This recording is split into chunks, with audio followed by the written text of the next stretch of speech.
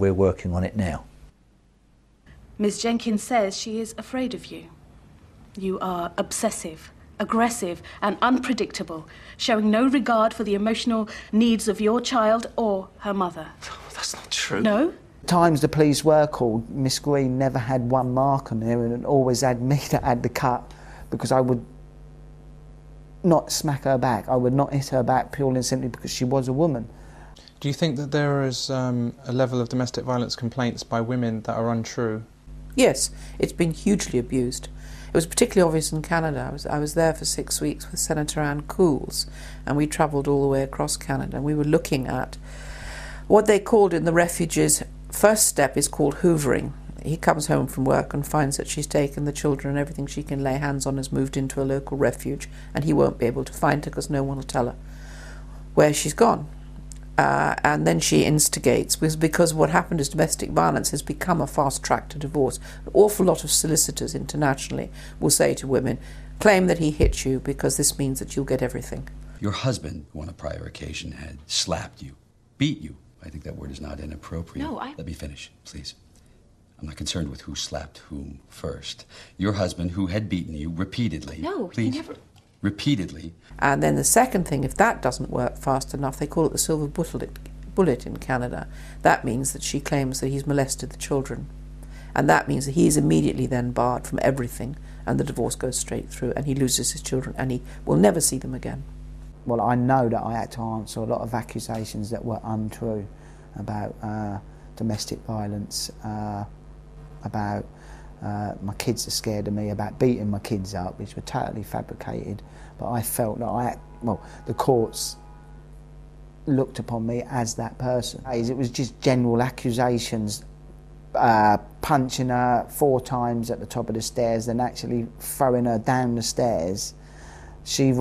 One of the accusations was that she rolled over while I threw her down the stairs 4 times, yet she managed to get up, drive away, and had no marks on her, never went to the police, which was laughable to a degree, but when it's actually levelled against you, it ain't laughable. It's pretty damn frightening. The increasingly wide and increasingly shallow definitions all serve to inflate the statistics against men. All men are guilty. Basically anything a man says or does that could conceivably upset a woman is now, officially, domestic violence. But most of these behaviours, when they occur in an intimate relationship, are not considered crimes of violence by those involved.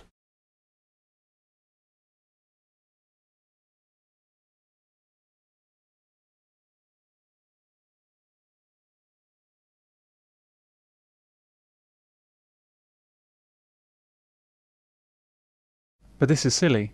By Harriet Harman's definition, this is a sexual assault. So it kind of makes for an exciting life, I suppose.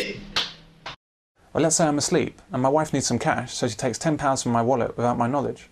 Well, I suppose that's technically theft. I don't regard it as a crime. I won't be calling the police about it. In the context of the relationship, it's not a crime, when otherwise it obviously would be. I'd like to ask Miss Harman, should I regard this like theft by a stranger in the street? Should the police prosecute my wife for theft, despite my objection that it wasn't a crime? Should they dust my wallet for fingerprints? Should she spend a night in a jail cell? There is such a serious lack of intellectual rigour in the arguments from Harriet Harman, and similar statements by Baroness Scotland, that I wonder at their senior positions at the Home Office. How did these 2 women achieve these positions with such a demonstrable lack of intelligence? Is this a consequence of women-only shortlists and other affirmative action for female politicians? And in order to allow progress on women's representation in the House to continue, we'll extend the permission for all women shortlists for parliamentary selection until 2030. I'm also concerned about women-only lists for Parliament, because effectively, if you get a woman that comes from a female-only list in Parliament, you're going to get substandard people. Domestic violence was very low priority for the police, and these are some of the reasons why. One of our top police officers in the country in the 80s was saying stray dogs and domestic violence are rubbish work for police officers. That policeman is absolutely right in what he said. Domestic violence should not be a police matter. But his personal opinion is at odds with the ambitions of the police force as a whole. It is in the police's interest to open up private intimate relationships as a criminal arena. The police want this new area of crime for the same reason that a business wants to open up a new market. It leads to a lot more money. They want to get past the front door, that used to be a social barrier to their power and influence and invade our private lives. We can't just go barging into people's apartments. Sadly, we're the police, not the dating police.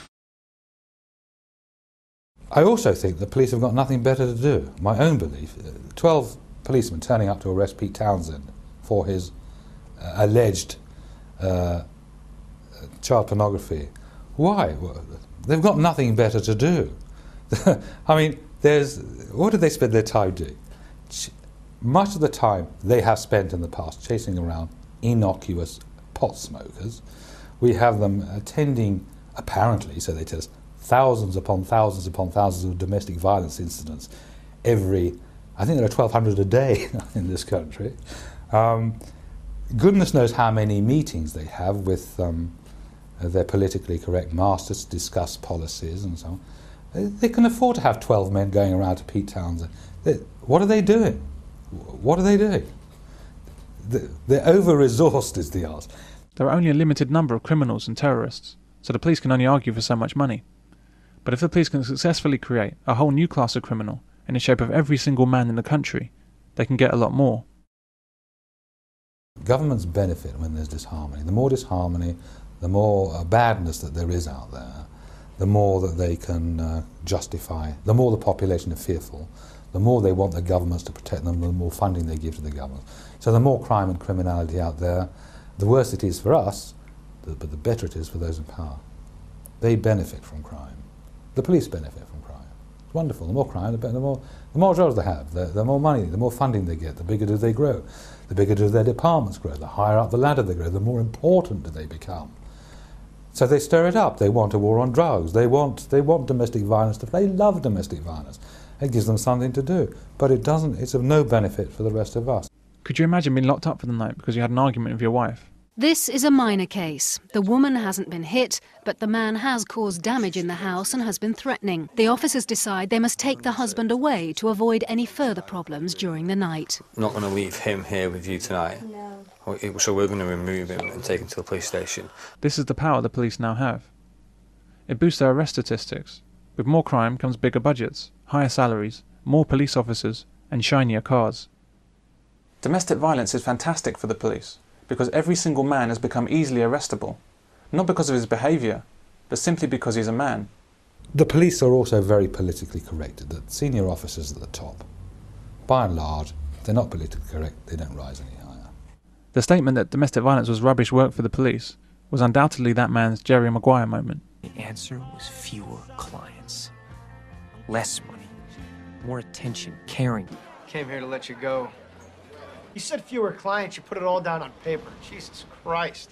If their primary function isn't to take care of themselves, they will be defeated by organisms whose primary function is to take care of themselves. Two politicians competing within their own party to rise in their ranks. The politician who serves the organism, his party, the most, is the one who's going to rise higher. And this is why the people who get to the top in political parties are always the ones who benefit the organism of their party the most, rather than the ones that benefit the people the most. And I think that we should always be aware of this. If you imagine two political parties, one which is always honest, where the politicians always tell you the truth, they explain the mishaps, they express their doubts, that political party has no hope.